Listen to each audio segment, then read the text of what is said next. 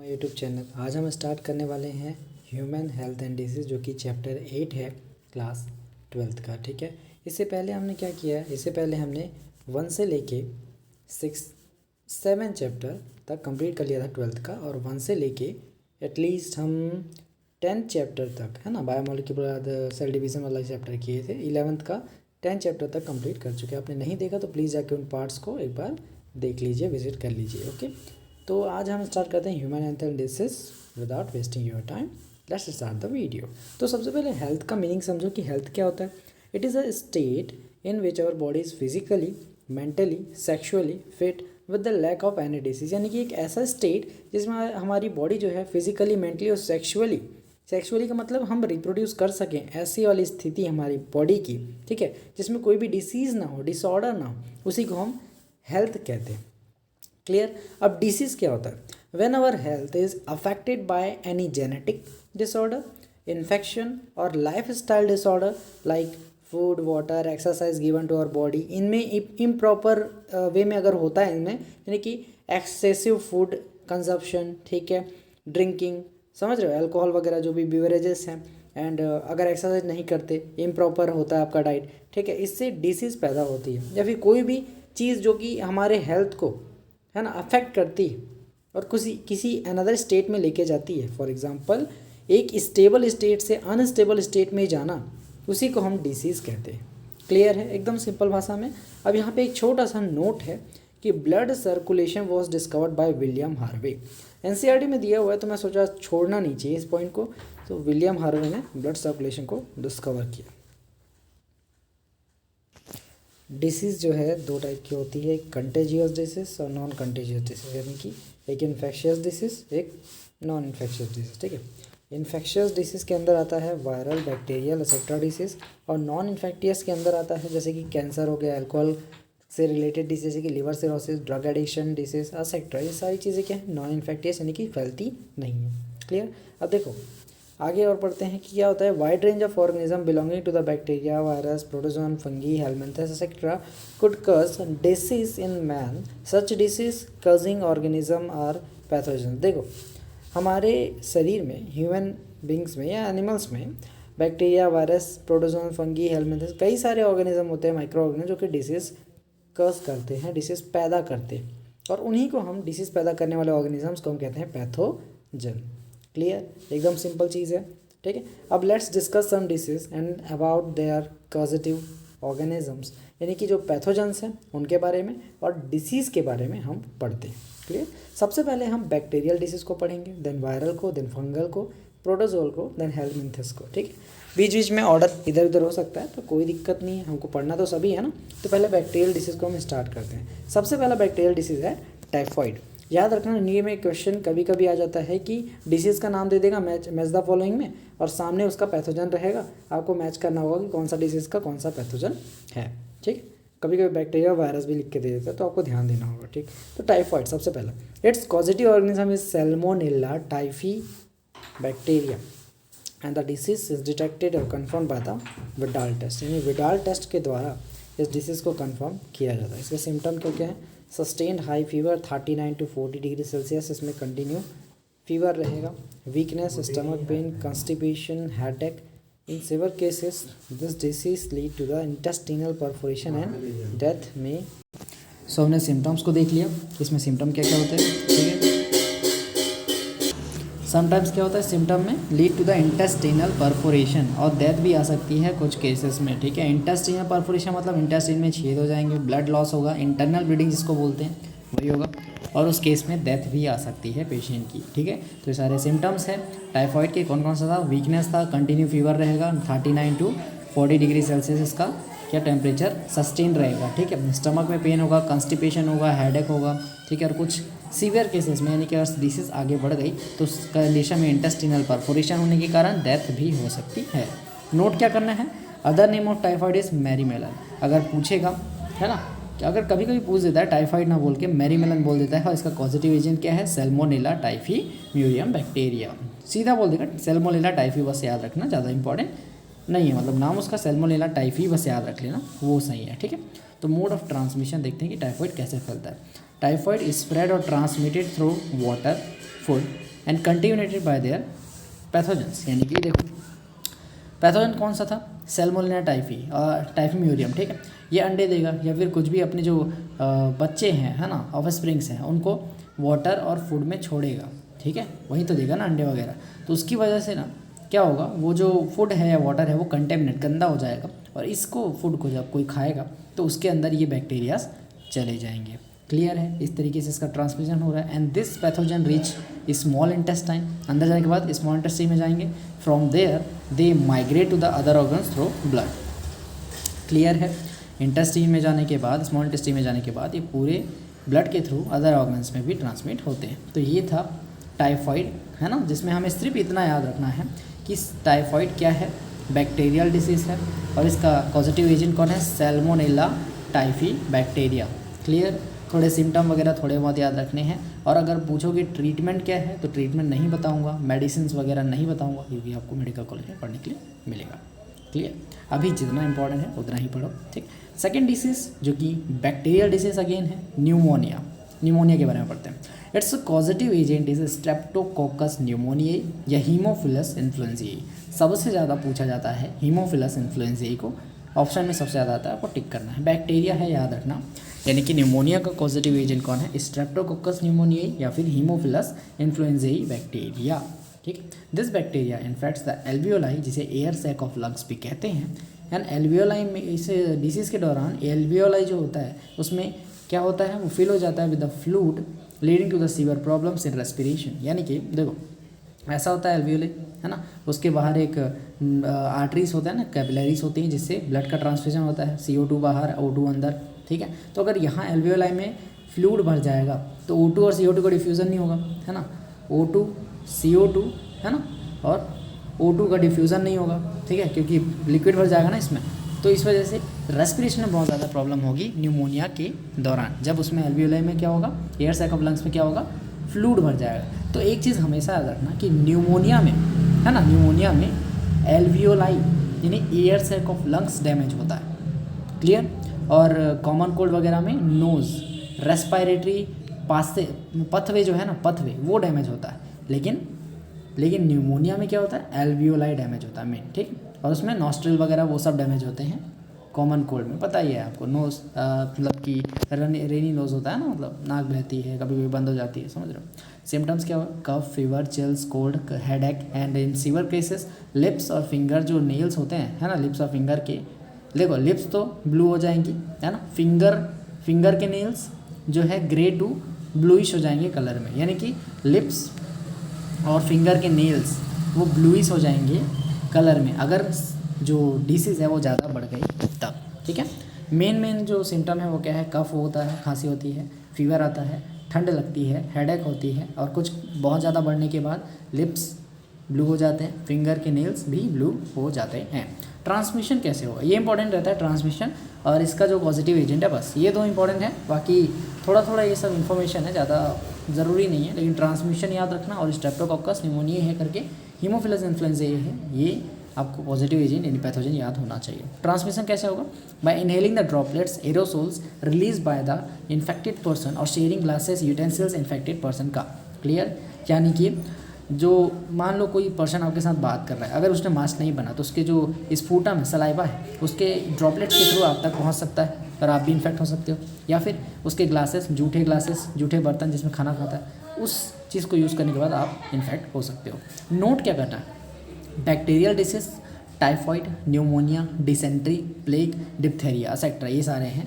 Question क्या पूछेगा NEET में, which one is bacterial disease, ऐसा नीट में क्वेश्चन आता है, लिख के रखा हूँ, क्लियर, समझ आ जाएगा आपको, ठीक है। तो बैक्टीरियल डिसीज कौन सा है याद रख लो, टाइफाइड हो गया, न्यूमोनिया होगा, डिसेंट्री होगा, प्लेग हो गया, डिप्थेरिया होगा। नीट में मेनली टाइफाइड और न्यूमोनिया से क्वेश्चन आता है, इसलिए मैंने यहाँ पे इसको लिखाया है, ठीक। अब वायरल डिसीज देखते हैं कि वायरल डिसीज कौन कौन से होते हैं, बैक्टीरियल हमने कंप्लीट किया है। तो सबसे पहला वायरल डिसीज है common cold. It is caused by the rhino virus, rhino virus मतलब नाक का वायरस, ठीक है। They mainly infect nose and respiratory passage but not lungs, ठीक है। तो नीट में एक क्वेश्चन आया था, है ना, which of the following statement is true and not, आगे क्वेश्चन दिखाऊंगा पता चल जाएगा। उसमें बोला था कि न्यूमोनिया रेस्पिरेटरी पासेज को क्या बोलते हैं, इन्फेक्ट करेगा, है ना, और कॉमन कोल्ड वाला क्या करेगा, वो भी इसी को करेगा, ठीक है। तो इनमें से कौन सा स्टेटमेंट रॉन्ग है? तो भाई देखो, न्यूमोनिया में क्या होता है, एल्वियोलाई डैमेज होता है, air sac of lungs damage होता है, रेस्पिरेटरी पैसेज नहीं होता, ठीक है। कॉमन कोल्ड में राइनो वायरस की वजह से नोज़, है ना, नोज़ और रेस्पिरेटरी पैसेज जो है वो इन्फेक्ट होता है।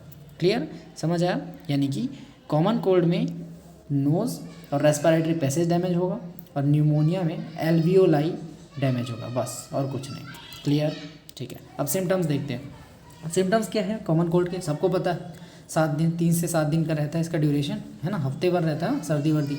नेज़ल का कंजेशन नाक भरी भरी मतलब नाक का भरा भरा रहना, ठीक है, दब जाना एकदम, ठीक। डिस्चार्ज यानी कि रेनी नोज होना, सोर थ्रोट, ठीक है, गले में खराश, है ना, हॉर्नेस, कफ, हेडेक, टायर्डनेस, थका थका लगना। And this symptoms last for about 3 to 7 days and after it get normal. यानी कि कोई भी वायरल डिसीज हो, ठीक है, वो अपने आप ठीक होती है, बस आपकी इम्यूनिटी अच्छी होनी चाहिए, ठीक है। कोरोना के टाइम पे सबने यही कहा कि इम्यूनिटी को बूस्ट करो, क्योंकि वायरल डिसीज ऑटोमेटिक ठीक होती है अपने आप, उसका कुछ ड्यूरेशन होता है कुछ दिन का, उसके बाद वो खुद ब खुद ठीक हो जाता है।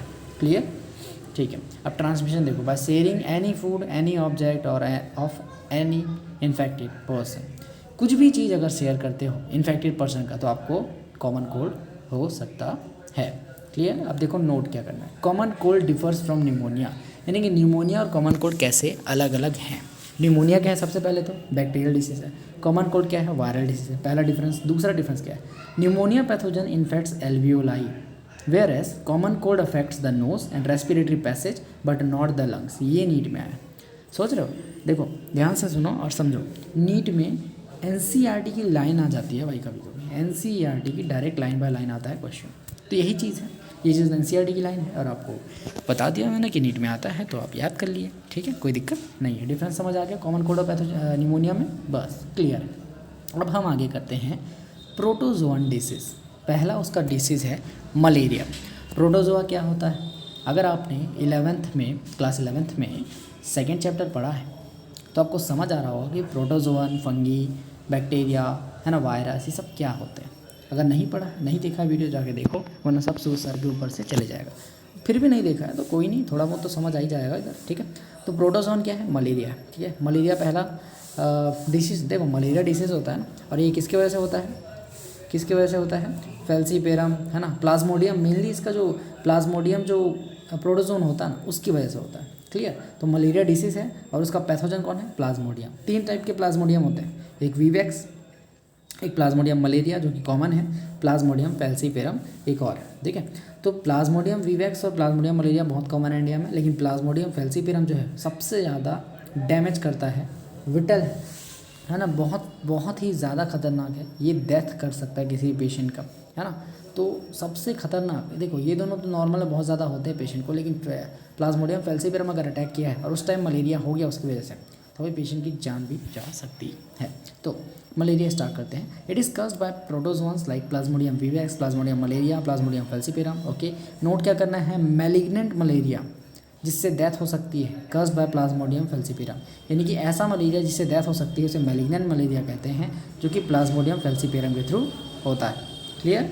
अब ट्रिक क्या है? एफ फॉर फैटल, फैटल का मतलब होता है लाइफ के लिए danger, F for fatal, F for falciparum. Clear. ये ट्रिक है छोटा सा याद करने के लिए, ठीक है।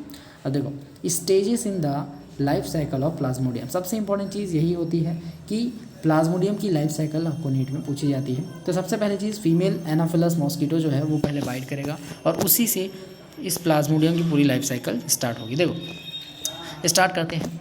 तो सबसे पहले देखो, एक फीमेल एनाफिलस मॉस्किटो ने बाइट किया किसी इंसान के हैंड को, ठीक है। Mosquito bytes the human and injects it's sporozoites through it's larva. अब स्पोरोजोइड्स क्या होता है मैं आगे बताऊंगा, आपको टेंशन नहीं लेना है।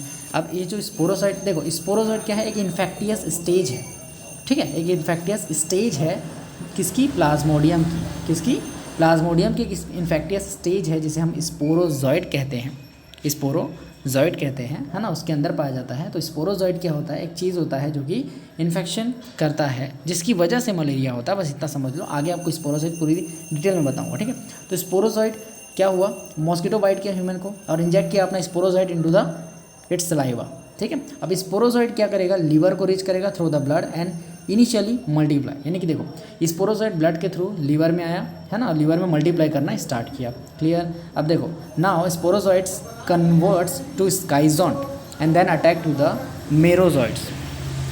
अब क्या होगा कि जो स्पोरोजोइट्स थे वो कन्वर्ट हो जाएंगे स्काइजोंट में, और स्काइजोंट में कन्वर्ट होने के बाद ये क्या होंगे, मेरोजोइट्स में बदल जाएंगे। Then attack which attack the RBC. देखो स्पोरोजोइट के रूप में आया था लीवर में, अब ये स्काइजोंट स्टेज में आएगा। स्काइजोंट स्टेज में बदलने के बाद ये फिर से एक और बार मतलब कि अपना डिफ्रेंशिएशन करेगा और मेरोजोइट में कन्वर्ट होगा। और मेरोजोइट ऐसा चीज़ है जो कि आरबीसी को अटैक करता है, उसे फोड़ देता है, बर्स्ट करता है, और हीमोजोइन नाम का एक केमिकल रिलीज करता है जो कि सिम्टम्स चिल, कफ, हाई फीवर, ये सारे मलेरिया के सिम्टम इंड्यूस करता है ह्यूमन बींग्स में। क्लियर है। फिर से बता देता हूँ, फीमेल एनोफिलस मॉस्किटो के अंदर एक स्पोरोजोइट नाम का चीज़ होता है जो कि इन्फेक्टियस स्टेज होता है, ठीक है, प्लाज्मोडियम का, ठीक है ना, जो क्या होता है, ट्रांसफ़र होता है कहाँ पे, लीवर में आता है थ्रू द ब्लड। अब लीवर में आने के बाद ये मल्टीप्लाई करेगा, उसके बाद स्पोरोजोइट जो है वो स्काइजोंट स्टेज में पहुंचेगा। स्काइजोंट स्टेज में डिफ्रेंशिएट होने के बाद वो फिर से एक बार मल्टीप्लाई और डिफ्रेंशिएट होगा मेरोजोइट में। मेरोजोइट एक ऐसा स्टेज है जो कि आरबीसी में आने के बाद आरबीसी को फोड़ देता है और हीमोजोइन रिलीज करता है ना। आरबीसी में आने के बाद एसेक्सुअली मल्टीप्लाई करता है मेरोजोइट, ठीक है, बहुत ज़्यादा मल्टीप्लाई करने के बाद आरबीसी को बर्स्ट करता है, फोड़ देता है और हीमोजोइन नाम का केमिकल रिलीज करता है जो कि क्या करता है, चिल, फीवर, मलेरिया के सिम्टम्स पूरे इंड्यूस करता है। क्लियर है। ठीक है, यहाँ पे लिखा हुआ है merozoite reproduce asexually and lead to the burst of RBC and release of toxic substance called hemozoin that causes chill, high fever etcetera malaria symptoms. Clear है।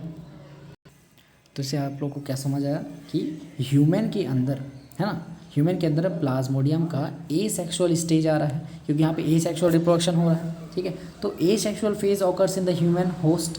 ठीक है, होस्ट बोलेंगे क्योंकि प्लाज्मोडियम इनमें सर्वाइव कर रहा है। ठीक है, तो हम में इस ह्यूमन में एसेक्सुअल फेज आया प्लाज्मोडियम का, तो यहाँ पे लिखा गया है एसेक्सुअल फेज किस में आया है, ह्यूमन में। अब सेक्सुअल फेज जो है वो होता है मॉस्किटो होस्ट में। कैसे होता है, ध्यान से देखो यहाँ पे मेरोजोइट वगैरह सब काम हो गया, यानी कि इसको मलेरिया है। अब मलेरिया पेशेंट से ये female Anopheles mosquito malaria patient को काटेगा तो उसमें सक करेगा, है ना, सक करेगा, है ना, तो उसके साथ साथ उसके ब्लड को सक करता है ना, तो ब्लड के साथ साथ ये मेरोजोइट्स भी इसमें चले जाते हैं। अब मेरोजोइट्स का कौन कौन सा स्टेज जाता है, देखो ये मेरोजोइट्स गया। अब मेरोजोइट सबसे पहला काम करता है अपने आप को मेल और फीमेल में डिवाइड कर लेता है, डिफ्रेंशिएट कर लेता है फीमेल मतलब मॉस्किटो के होस्ट के अंदर।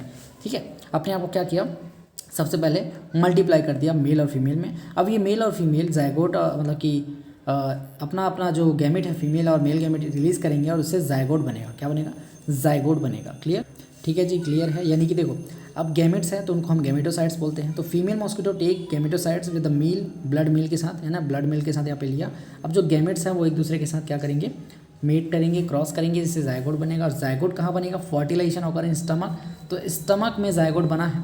अब ये जो जायगोट है ना, जायगोट है इस प्लाज्मोडियम का, जायगोट है प्लाज्मोडियम का, वो क्या करेगा, वो सैलिवरी ग्लैंड में जाएगा, मतलब अपने आप को डिफ्रेंशिएट करेगा इंटेस्टीन में डिफ्रेंशिएशन हुआ एंड देन सैलिवरी ग्लैंड, जो मॉस्किटो का सैलिवरी ग्लैंड है उसमें वो स्पोरोजोइट्स के रूप में क्या हो गया, मैच्योर हो गया। ठीक है, यानी कि देखो पहले क्या था, गैमेटोसाइट्स थे, है ना, ह्यूमन होस्ट में। अब उसके बाद वो क्या किए, जैसे ही ब्लड को सक किया इन्फेक्टियस मतलब कि किसी मलेरिया वाले पेशेंट को, है ना, फीमेल एनोफिलस सक किया उसका ब्लड को, तो उसमें गैमेटोसाइट्स उसके पेट में चले गए, स्टमक में चले गए, यहाँ पे देखो पेट में चले गए, है ना, और वहाँ पे फर्टिलाइजेशन हो गया मेल और फीमेल गैमेट्स का।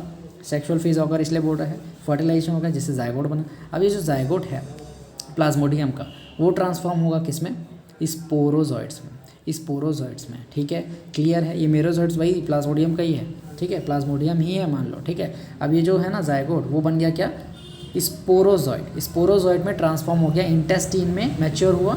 अब स्पोरोजोइट कहाँ पहुँचेगा, सैलिवरी ग्लैंड ऑफ मॉस्किटो।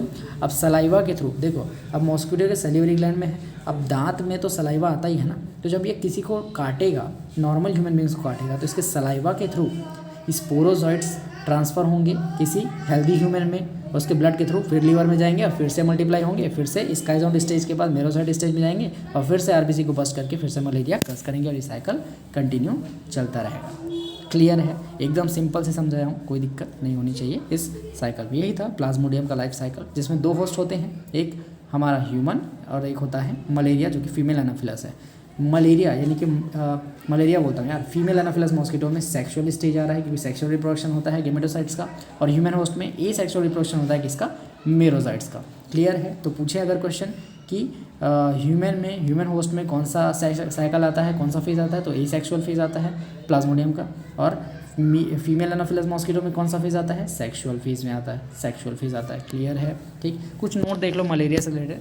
तो पहला, मलेरिया फीवर कॉन्साइड्स या characterised with the liberation release of, मैंने बताया कि जब मेरोजॉइड्स रिलीज होते हैं तो वो आरबीसी को फोड़ देते हैं, बर्स्ट करते हैं और हीमोजोइन रिलीज करते हैं। क्या रिलीज करते हैं?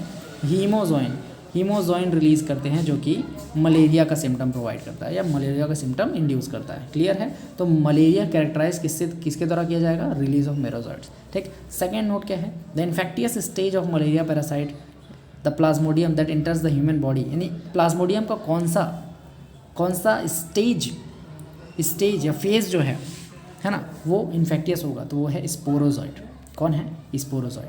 रीज़न, सलाइवा में स्पोरोजॉइड्स काटेगा। ठीक है, वही तो इन्फेक्शन इन्वेट कर रहा है ना, मतलब स्पोरोजॉइड ही तो पहले बाइट में आ रहा है, लीवर में आ रहा है, फिर मल्टीप्लाई करके उसके बाद स्काइजॉन्ट में, उसके बाद मेरोजॉइड में कन्वर्ट होता है। तो सबसे पहला जो इन्फेक्टियस स्टेज है मलेरियल पैरासाइट प्लाज्मोडियम का, वो है स्पोरोजॉइड। नीट में कई बार क्वेश्चन आया और इसी से रिलेटेड सबसे ज़्यादा क्वेश्चन आते हैं। ठीक, तीसरा point, sporozoites are formed inside, किसके अंदर बनता है? सबसे बड़ा question, salivary gland of mosquito, यहाँ तो स्टोर होता है जी, क्योंकि वो स्टमक में फर्टिलाइज करके ज़ाइगोट बना के फिर इंटेस्टाइन में मैच्योर होके कहाँ पे आता है? सेलिवरी ग्लैंड में आता है, स्टोर होता है। ठीक है, तो इंटेस्टाइन ऑफ मॉस्किटो, ठीक, स्टमक में ज़ाइगोट बना, ठीक है, और इंटेस्टाइन में मैच्योर होके ये क्या बन गया? स्पोरोजॉइड्स बना। तो इंटेस्टाइन में ज़ाइगोट टू स्पोरोजॉइड ट्रांसफॉर्म होगा। अगर इंटेस्टाइन ऑप्शन नहीं दिया है तो आप स्टमक ऑफ मॉस्किटो भी लगा सकते हो, इस चीज़ को याद रखना। ठीक है, अगला जो होगा हमारा, हम एमाबाइसिस पढ़ेंगे, अमीबिक डायसेंट्री पढ़ेंगे। ठीक है, ठीक है, अमीबिक डायसेंट्री भी जो है ना, वो भी प्लाज्मोडियम डिसीज, प्लाज्मोडियम नहीं बोल सकते, प्रोटोजोन डिसीज़ है। ठीक है, अमीबा जानते हो ना, वो प्रोटोजोआ है, तो उसके बारे में हम नेक्स्ट वीडियो में डिस्कस करेंगे, अमीबिक डायसेंट्री या अमीबाइसिस के बारे में। ठीक है, समझ आया होगा कुछ भी तो प्लीज़ लाइक करना, और अगर कुछ समझ नहीं आया तो प्लीज़ कमेंट करना। मिलते हैं अगला वीडियो में, तब तक के लिए जय हिंद, जय भारत।